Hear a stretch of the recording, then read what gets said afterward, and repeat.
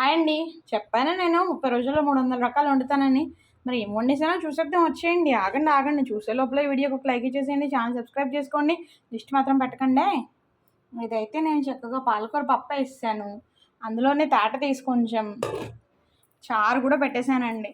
చక్కగా ములక్కాడ అన్నీ ఉడికించేసి అక్కడికి రసం అయిపోయింది. సింపుల్గా బీరకాయ పాలు పోసాను కూడా. వేడి వేడి అన్నం ముట్టుకుంటే కాలుతుంది. ఇంకా మెంతి బద్దలు వేసాను. మ్యాంగో ఉన్నప్పుడు పప్పైనా చేసుకోవాలి, మెంతి బద్దలు ఆవకాయనో చేసుకోవాలి. ఏది కాకపోతే ఎలా చెప్పండి. ఇంకా అయితే స్పెషల్ అట్రాక్షన్ ఏంటంటే మా ఫ్రెండ్ ఇచ్చిన aloo curry.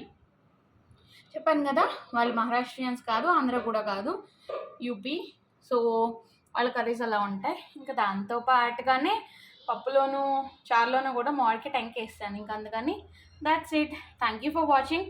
Like and share compulsory చేయండి. Thank you.